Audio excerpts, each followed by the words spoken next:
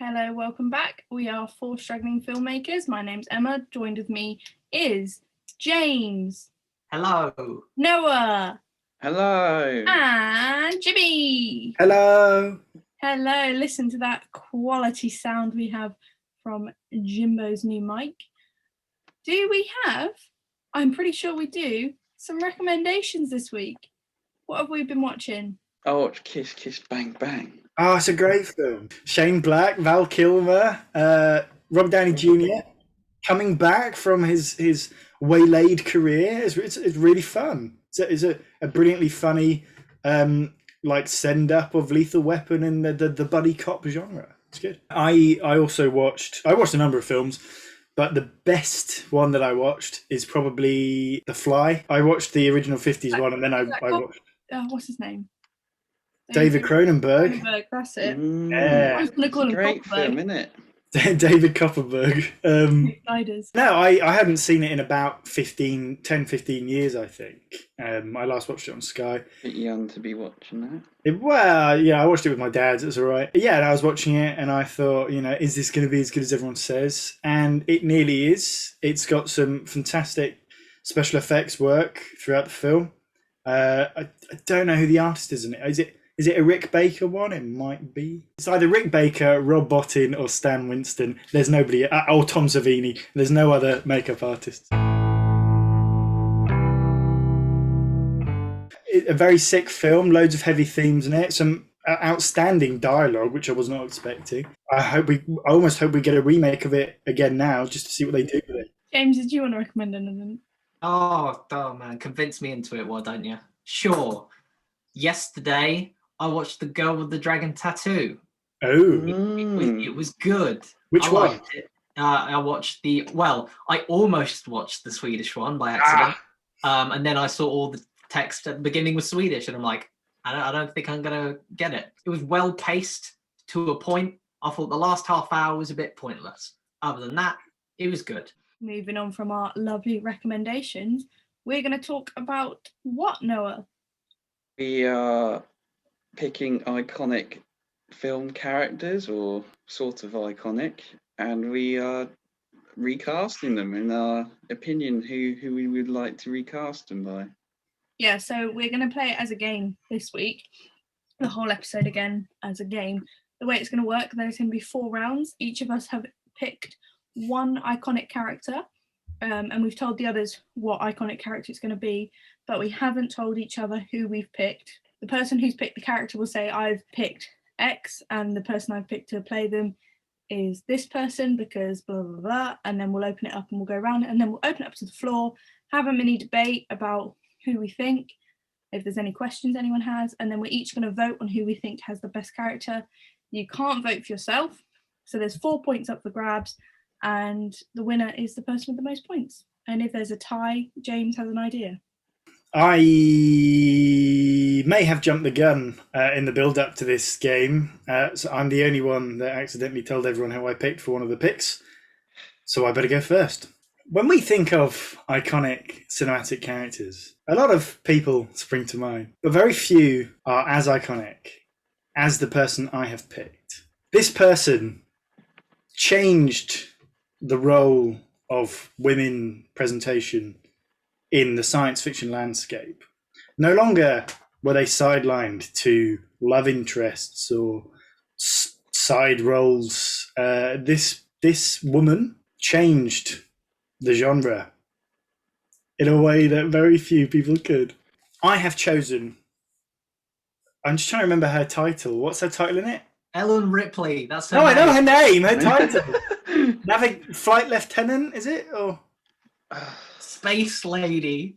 I have chosen Ellen Ripley. Space Lady. Space Lady Ellen Ripley. I have chosen Officer of the USS Nostromo, Ellen Ripley herself, Sigourney Weaver, and my pick is, of course, well, maybe not of course, but it is my pick, is rising star, British actress, all-round action heroine, Jessica Henwick. No idea who she is. Who you may know from such blockbuster hits as she was one of the Children of Dawn, or the Sand Serpents, I think they're called, in Game of Thrones. She is in Star Wars, the recent Star Wars trilogy, as one of the pilots. For me, her breakout roles, I should say, is in Iron Fist as woman, and in Underwater as a scientist woman, which she did very well. But why Jessica Henwick? I mean, she's a young rising star. She hasn't really had a massive Hollywood breakthrough yet, but I think she's right on the cusp of it. I think she's one lead role away from getting the reputation and the respect that she deserves as an actress, because from what I've seen her in so far, she's massively compelling. What is Ellen Ripley about? I mean, Ellen Ripley, her character arc in the first film, she starts off as this stickler for the rules, you know, she's a bit of the ship bitch, as it were. But as the film goes on, she really comes into her own. She becomes an authority. She learns the benefits of improvising and sort of being in a situation that you can't control. I think a lot of Ripley's character is about controlling the situation, and then she's put in one that she can't, and she responds to it really well. She grows as a result of it. And there's very few actresses, I think, particularly in Hollywood today, that could probably carry that off. I think Jessica Henwick is one of the few that could. Looking at her role in Underwater, she's clearly an intelligent woman in real life, and I think that really comes across in her roles. I think she can nail that, no problem at all. She has a commanding presence. I think the camera just absolutely loves her. There's a great physicality to her. She's martial arts trained in real life, so she can do action scenes. She's got no problem with that. But she also has an emotional subtlety to her that I think very few other actresses could come anywhere near. That's my pick for Ellen Ripley, but let's find out what you other guys have picked. Emma, let's start with you. What have you gone for? Some brilliant points you put out there. Oh, thank you. One of the things you said was obviously that she has to convey a lot of emotion. You know, she's a single mother. She's also then put in this like wild situation that like you're on a ship with this alien that you're pretty much enclosed with. What the hell are you gonna do? So my pick is Lupita Nyong'o. Interesting. Because emotion-wise, you know, she was in 12 Years a Slave, quite an emotion-heavy film, and she managed to portray the role of Patsy so well in that film, portraying the emotion, so she can bring that in. She was in Black Panther, you know, so again we're seeing instantly between those two films a juxtaposition. She was in Us. She was Adelaide Wilson, the lead in Us. And I think that's a different film with different genre, so we're already crossing genres, crossing characters, so we know she's like a very diverse character and able to bring all these things. And when you look at Us, she had that authority to her as she played like the character, which again we've mentioned that Ellen Ripley is an authoritative person, but she does it in a way that is a friendly manner, so she puts out her authority but she's not rude about it. She's got a career that spans genres, characters, so definitely this is a role that should manage to suit. She's brave. Pretty much all of her characters are like brave, bold females, like, and badasses, and Ellen Ripley is a badass female character. So you need a badass to play her, and I think Lupita is the perfect pick in my opinion. I'll just quickly add to that as well. I think that's a great pick, to be fair. Nice that we're going very colourblind in our casting as well. But have you seen Little Monsters with Lupita Nyong'o? Oh, yeah. I have. Yeah, she's great in that. That just shows that she can flick between sort of comedic-y, because I had no idea that she could do any sort of comedy roles. But she flicks between serious and comedic in that on the turn of a sixpence. Crikey, I'm old. It really is impressive, the range that she can deliver and the emotional depths that she can go to. I guess I'll throw out my pick for Ellen Ripley. I had a few options lined up, and this one was the one that always stuck out to me as one that was a very inspired pick. If Alien was remade today, I have a sneaking suspicion this is who they'd cast. I went with Irish actress Jessie Buckley. She's one breakout role from being an A-lister. She's already proven as a lead in I'm Thinking of Ending Things, the Charlie Kaufman Netflix film. She's also had roles in prestige TV dramas like Chernobyl, and she was in season 4 of Fargo as well, which I haven't seen yet, but apparently she's very good in it. So Ellen Ripley is a character who goes through a lot of change throughout the franchise, similar to like Sarah Connor and Laurie Strode. They kind of go from like a unsuspecting heroine who's thrust into a lot of danger to basically sort of like a hardened badass, not necessarily an army person, but someone who has to deal with a lot of danger and threat. someone who can play that unassuming crew worker role that is shown in Alien, and the headstrong, danger-aware Ripley that's shown in Aliens. And I personally think Jessie Buckley has this talent in spades. If you've seen her performance in I'm Thinking of Ending Things, basically her character, not to spoil too much, shifts and alters her personality across the course of the film. And the way she plays those certain elements of going from one trait to another is very impressive, which basically just shows her range as an actress. I think she's fantastic. And not only that, in terms of the look, she's got like the Ripley curly hair down already. And she can play a great lead and an ensemble actress as well. So she won't necessarily outshine people, but when she's pushed to the forefront, I think she can do a very fantastic job. And that's my pick. For my pick, I've picked well, she's not up and coming anymore. I think she is mainstream. She's starring in a lot of roles recently, and I thought I've gone for Ana de Armas. Interesting. The Spanish actor. There's no reason why she can't play an English-speaking character, can she? She's done it before. Emma? This is a point I'm going to bring up with all three of your characters, but you forget that Ellen Ripley is American.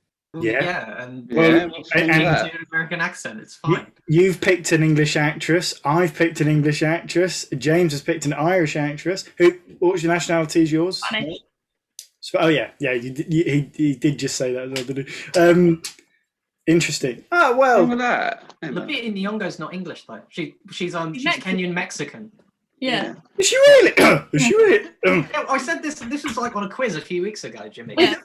She's definitely lived over here for a long time. Yeah, but she's the only I one. think she grew up in nationality, England. really. So Ana de Armas, I think she's a brilliantly talented actress. For what I've seen her in, she's mainly sort of supporting characters such as Blade Runner 2049. I know she's going to be the new Bond girl, or one of the new Bond girls in the one coming up, which is another supporting role, I guess. Kind of the lead in Knives Out. Has anyone seen that? Yeah.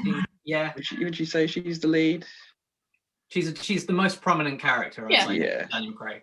But yeah, I think she needs a few more leading roles, and I don't see any reason why she can't be Ellen Ripley. She's got the look. I think she can definitely do some sort of action in her. If she's going to be a Bond girl, there's no reason why she can't do sort of a sci-fi alien action film. Yeah, what do you think? I nearly picked her for this.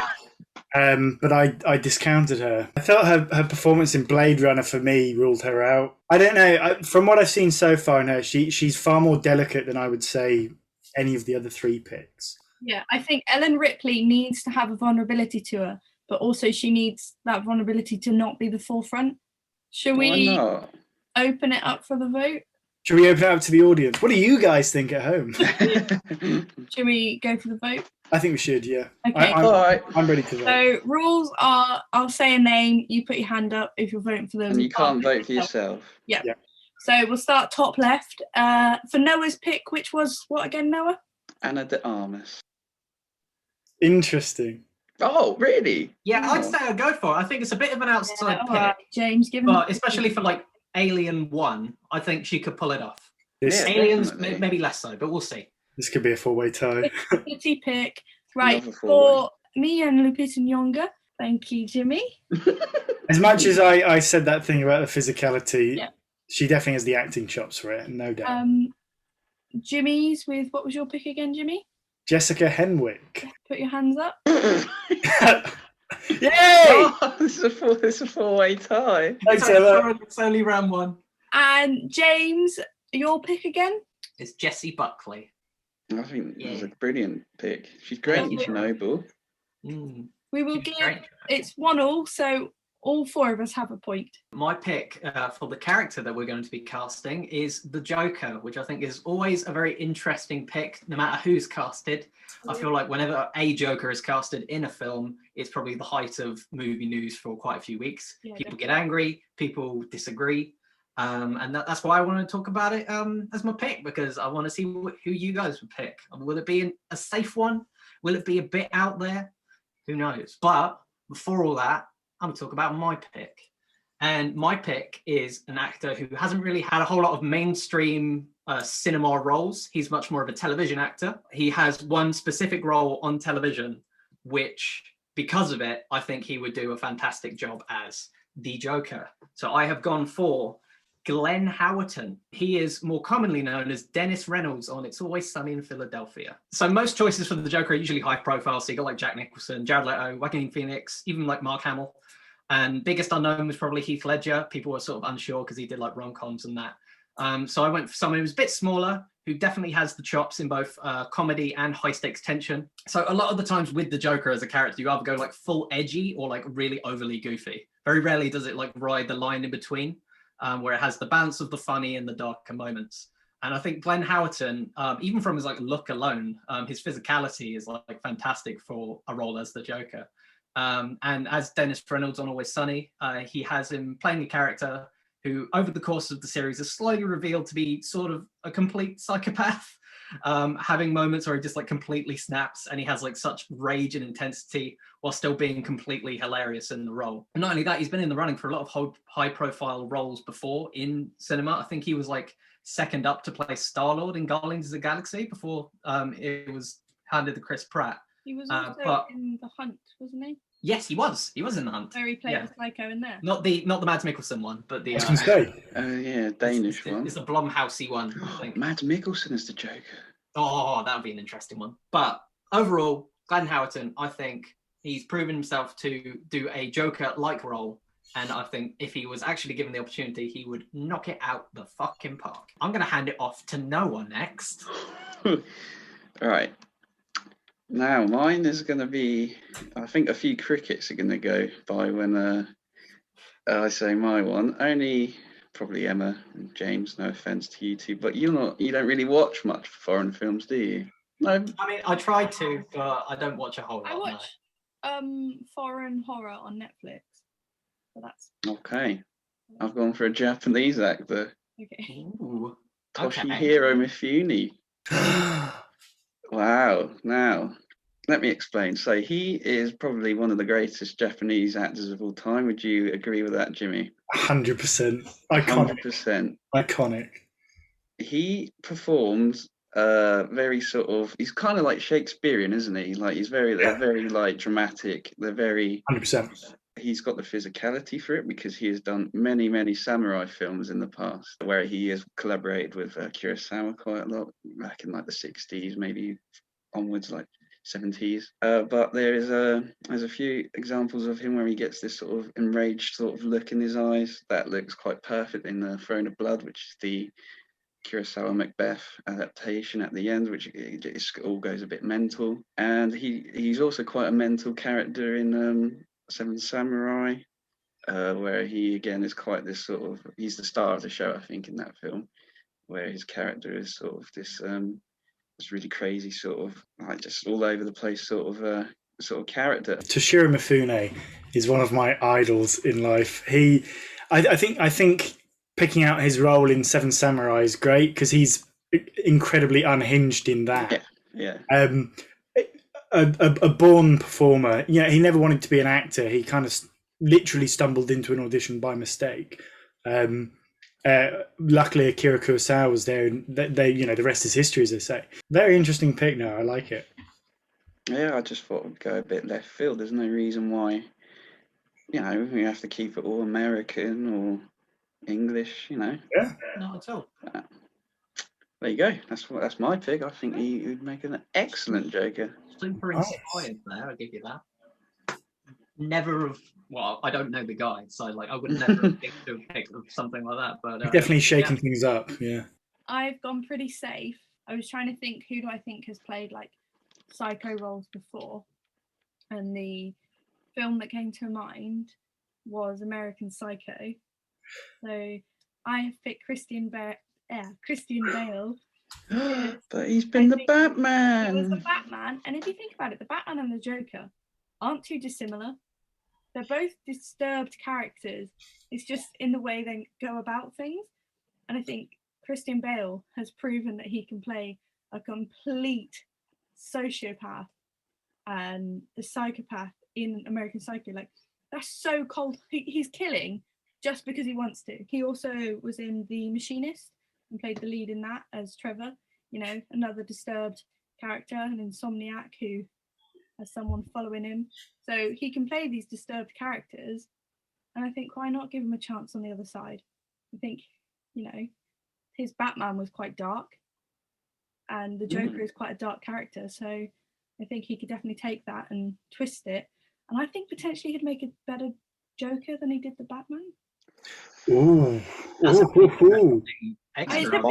bold statement, but I think, why the hell not? In the Batman, you can only take the darkness and the psycho level to a certain level, because the Batman still needs to be seen as the superhero and have some element of good to him. Whereas the Joker, you can push it to as far as you want.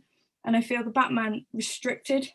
Yeah, there's an element of predictability to the Batman that you can't really go past, because like you expect certain things out of him. So when he does things that are like out of character, people are quick to call it out.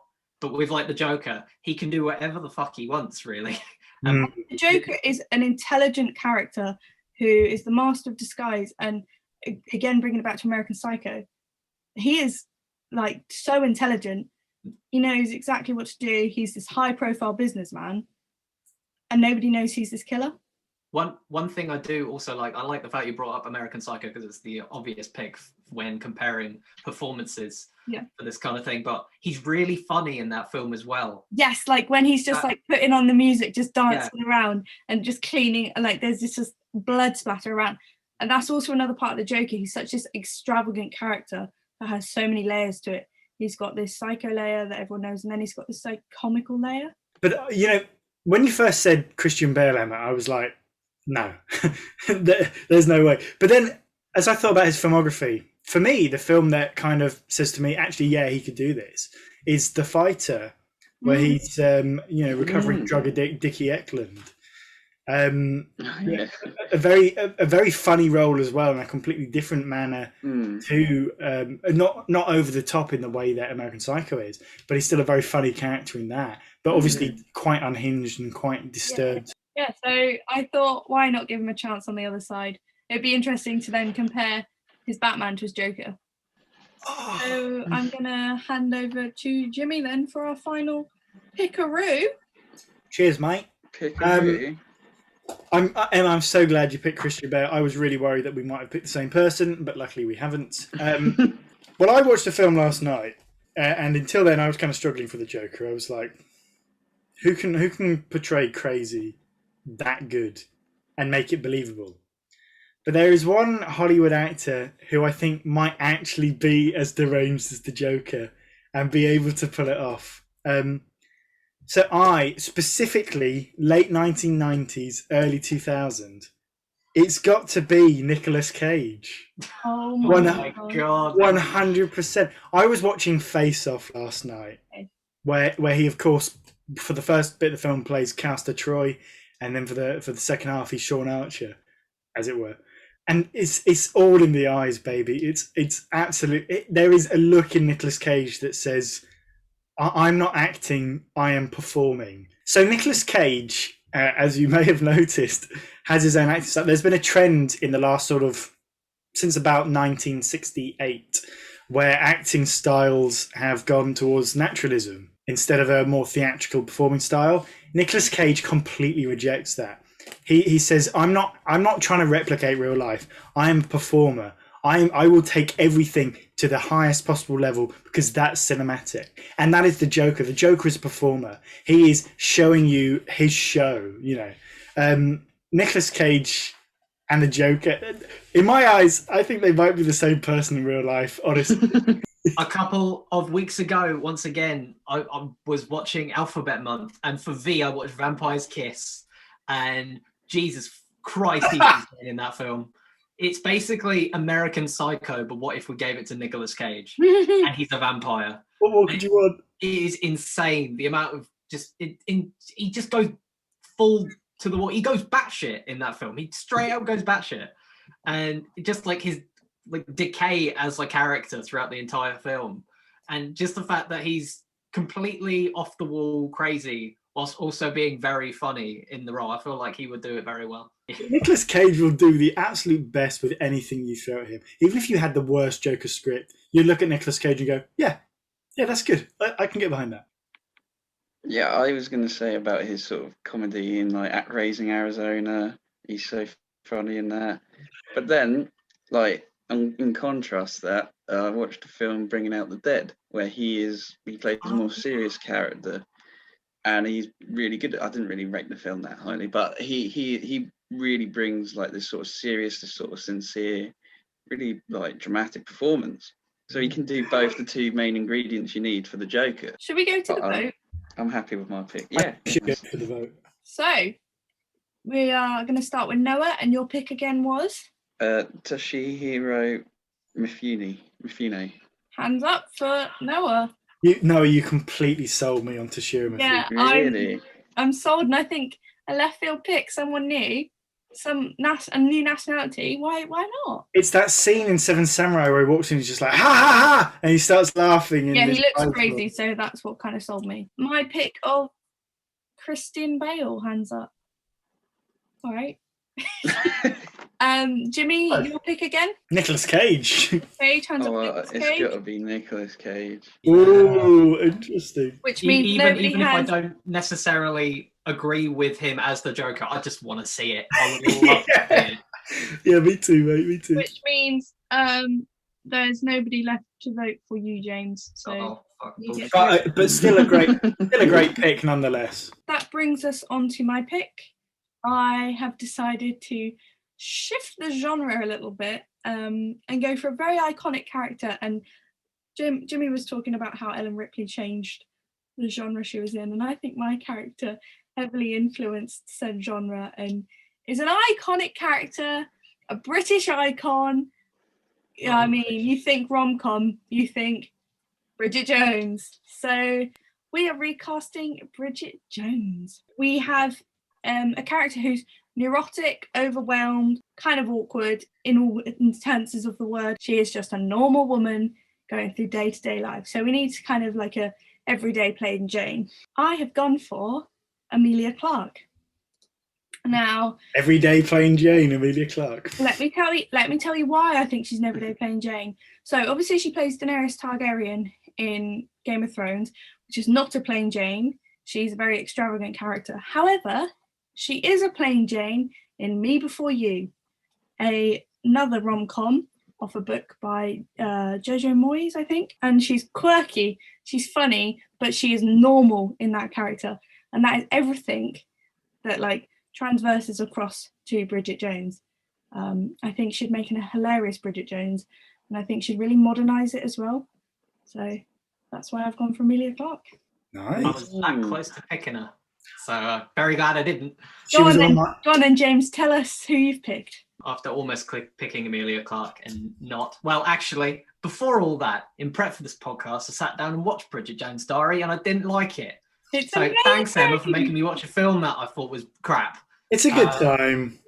But aside from that, you have to watch all of them though to be able to fully appreciate. You really don't. If anything, the first one put me off of all of them. Quintessentially British. Oh, interesting. Yeah, interesting that you say that. Because of course, Renee Zellweger, famous American, playing probably one of the most British characters on this list. list. Bridget Jones. Yeah. So, Jones. Did you know Renee Zellweger? Yeah, I can't even say her name. Renee Zellweger How got many an viewers? Oscar nomination for her role as Bridget Jones. Yeah, absolutely deserved. I like the film. I think God knows what was going on in that year. I couldn't say that with a straight face, but I still think an amazing character nonetheless. Yeah, true. Originally, I was going to go with the British actress. I was going to go with Emilia Clarke, but it was too difficult to find one that fit the criteria best. And this is not a slight against Emilia Clarke. I think she's too pretty for Bridget Jones. I would agree. And that's not a slight, because I know that whole point can be misconstrued a little bit, but I feel like the whole point about Bridget Jones is that she's sort of like an every person. Yeah, I think she's the opposite of a traditional rom-com, glammed up female lead, basically. And that's a better message to women, that you don't have to be a 10 out of 10 to get the right guy in here. After saying all that, I ended up going for another American actress who can do a convincing British accent, has proven comedy chops, from like traditional comedies to raunchier rom-coms, add a bit more charisma to the character, whilst keeping her as an awkward outsider. I'm going for Emma Stone. That was not who I thought you were going to say. Yeah, I know. Well, Emma Stone. Wait, is you pretty. just said Emilia Clarke's too pretty, and then has put Yeah. That's Stone one. in. That's one of Let the things. poor boy speak. It's very difficult to find because a lot of actresses are too pretty, and that it's quite a difficult thing because a lot of face fronting You're actresses. gonna have to cut this out, Emma. Yeah. No, I think this is fair. This stands. So basically, what I'm saying, the standard for beauty, especially in modern cinema, has gone up way too much, and there isn't really many just standard people acting anymore, unless you're doing like proper prestige acting, which I feel is a bit of a strange thing. But for Bridget Jones, that's why I was struggling to find an actress that would fit that role perfectly. I think number one, I think James was making a fantastic point that Hollywood is setting standards too high in terms of men and women in terms of physicality.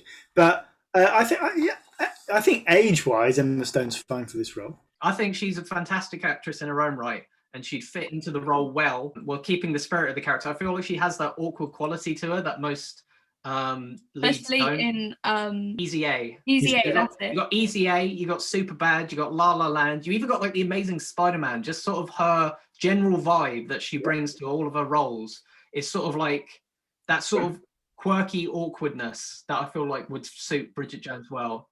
But yeah, all in all, that's my pick. That's the only one of my picks throughout this whole game that I'm not 100% on myself. Okay. But that's Okay. what I've chosen. I think it's very reasonable.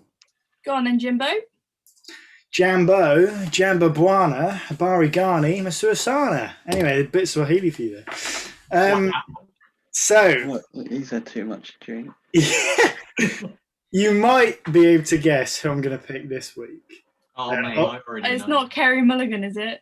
Well, on the back of last week's episode, you want an actress that can run the gamut from I almost comedy went with Carey Mulligan. to serious. He's not right for this role. Emma, I almost went for Emilia Clarke, but if you want a woman, yeah, it's Carey Mulligan, okay? Like, Carey Mulligan has a range that I don't think a lot of people understand how good she is, right? Number one, it is about time in my eyes that Bridget Jones was played by a Brit, okay? And Carey Mulligan is a Brit. She's from London. Like, she can do it. But my lesson that I took away from Promising Young Woman is that actually, Carey Mulligan, she can do the comedy, which I wouldn't have said before watching that. She can do a comedy punctuated by emotion, which is incredibly rare. It's an incredibly rare thing to be able to pull off. To switch that gamut from the surreal, outrageous situation to, hey, let me bring this back down to earth for you. We don't find that very often, actresses. What she can convey with a look is more than a lot of actresses can convey with a whole film. And that is essential. And I would almost argue that that's lacking from Renée Zellweger's. When she looks at Colin Firth or Hugh Grant, eyes, isn't she? I don't buy it. Yeah, I don't really buy it. But Carey Mulligan, I think if Carey Mulligan looked at a donut, I would buy the love. I think Carey Mulligan's too poised for this role. She doesn't I have, think it's too good for her. No, have the Yeah. clumsiness I and can the agree with that. awkwardness to it. yeah, but Promising Young Woman, This Relates to film's some of not good enough for Carey Mulligan. Yeah, she's way too confident as an actress to pull off that vulnerability, that kind of vulnerability, I'd say. Bridget Jones isn't lacking in confidence. You know, to walk around the office wearing the top that shows off her bra and stuff. Like she's meant to be awkward, but she's not lacking in confidence, I would argue. You know, she tells people what she means. She says to Daniel Cleaver and Mark Darcy, you know, what she thinks of it. I feel like it's not necessarily confidence that her role shows, but more just sort of impulsiveness. And like Like she always being just sort of pushed goes to- out on things on a whim. yeah, and she's being pushed too far. That's why she does this. Yeah, Yeah. but okay, yeah, well, fair point. But Carey Mulligan can look awkward. Like I would argue for a lot of Drive, she knows she's in an awkward situation and she looks it, she reflects it. Go on, Noah, please give us yours that's not Carey Mulligan. God. So it's a character who I know very little about. From what I can tell, she's a fairly ordinary person. And she's meant to be sort of nothing special. Is that right? Yeah, plain Jane like All right. I've gone for I none thought you other said than plain Jane like Emma. I was like, what are you doing? Wow. No, plain Jane like Emma said. I totally agree with that. Emma said. I've gone for none other than Keira Knightley. That famous plain Jane supermodel Keira Knightley. She's not a supermodel. I'm She is. I'm pretty sure she has been. I just find her really boring. And that's why I picked her. Because This character isn't boring though. I thought my that's argument was bad. that's what I think. Keira Knightley, yeah, no, she's all right. She can act, obviously. That's good. But she's just always just sort of there, and I've never really like thought, oh wow, she's really good in that. Maybe because I haven't seen enough of her films and such. So basically, you don't. And that's how I feel about Bridget Jones. Have you seen Bridget Jones? No. Well, put it this way. Noah, you're not missing much.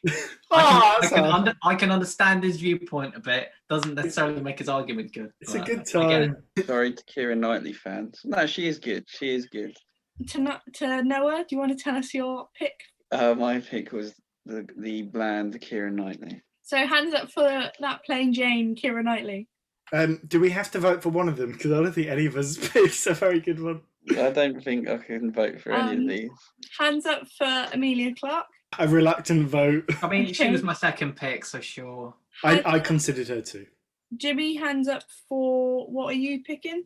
Carey Mulligan, of Carey course. Mulligan. Hands up for Carey Mulligan. Fine, that'll do. Thank you. And hands up for James. Who were you again? Emma Stone. Yeah, I got a sympathy point. Thank you. I have picked Ethan Hunt, the main character from the Mission Impossible franchise.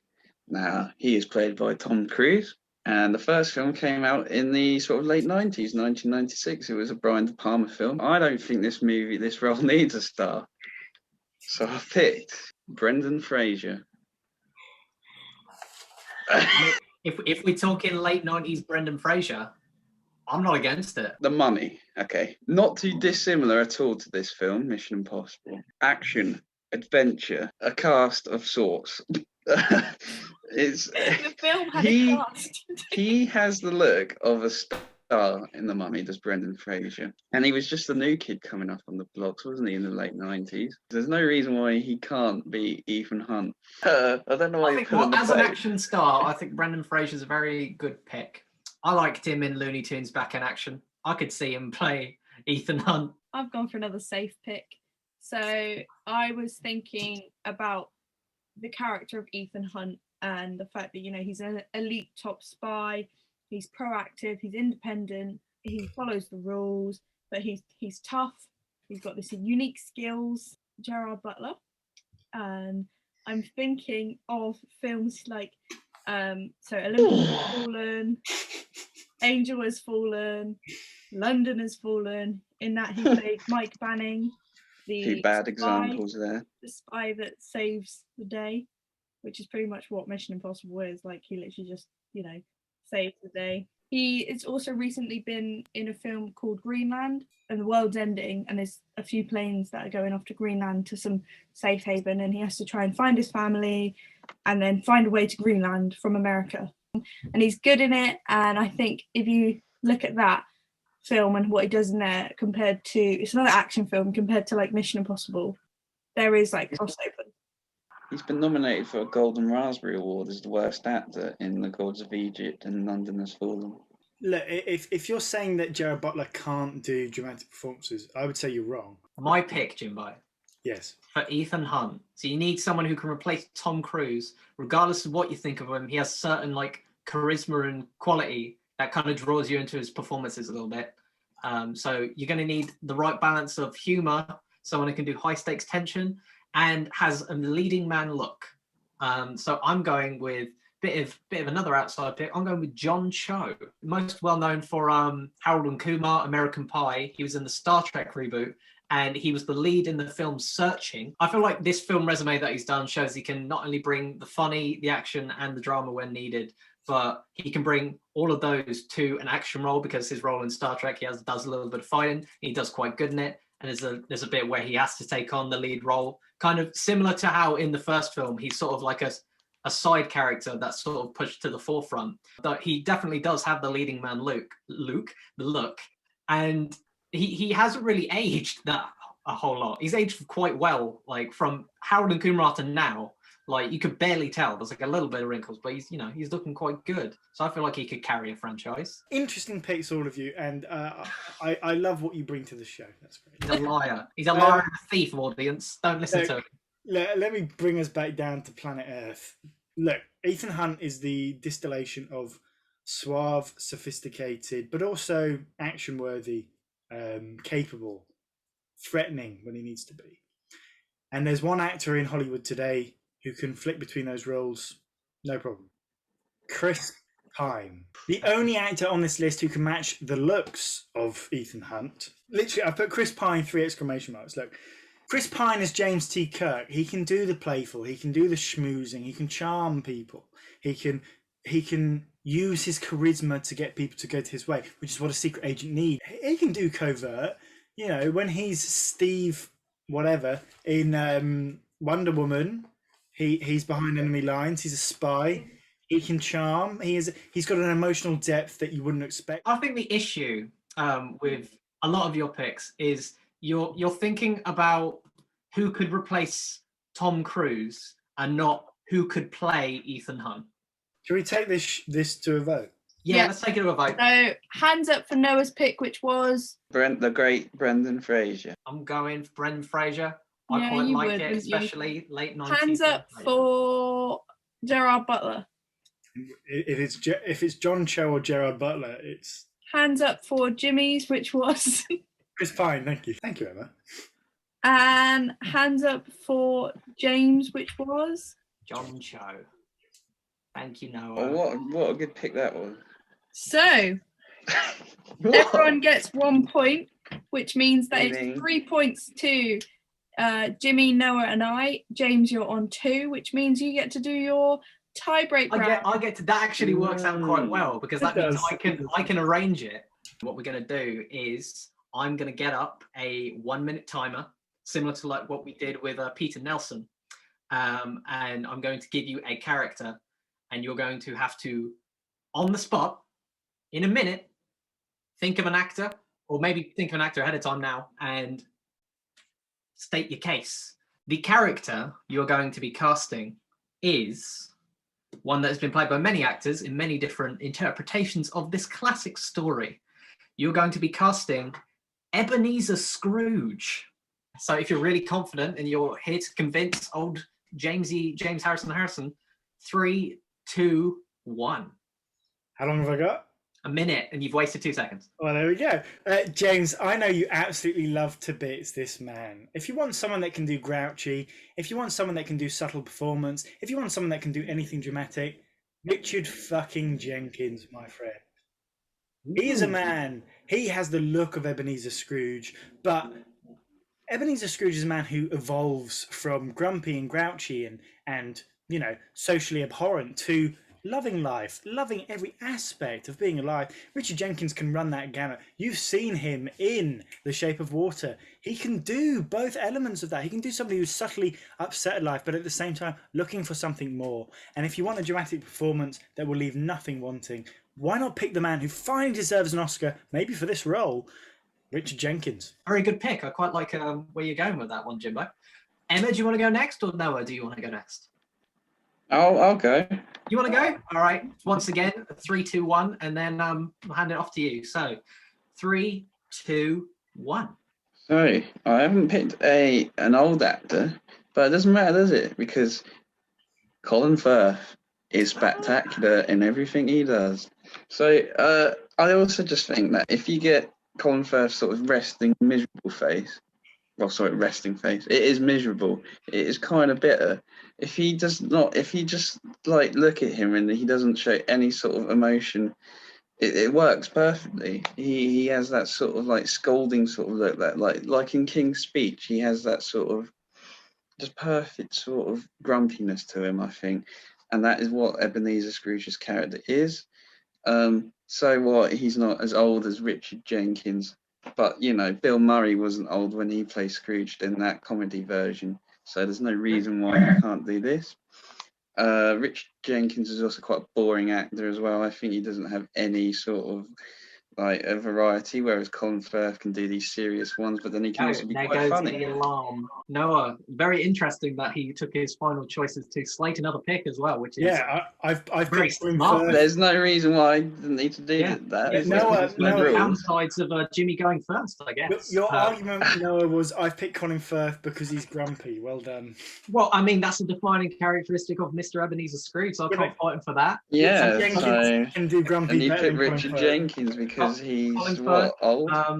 Also was in an adaptation of A Christmas Carol, not as Scrooge, but in the 2009 Disney one, with Jim Carrey played Fred in that, which is a bit more of a meek character, but I feel like he could pull off Ebenezer Scrooge as well. Like, if you look at his performance in the King's Speech, he pulls off that certain air of like concerned and grumpy quite good.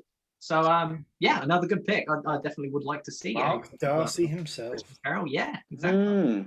Here we go, the final pick of the day for Ebenezer Scrooge. Once again, 3, 2, 1. The floor is yours. So 3, 2, 1.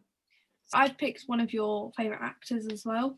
However, not just because he's your favourite actor, because I think this actor fits the role well. So Ebenezer Scrooge is your classic villain with an arc that makes him become good. So I was thinking classic villains. Who's played a classic villain? Hannibal Lecter himself, Anthony Hopkins. I think he's played the villain well, but we've also seen this vulnerability to him in The Father, where he plays Anthony really well. But we've also seen him be grumpy in films such as Alfred Hitchcock, where he plays Hitchcock himself.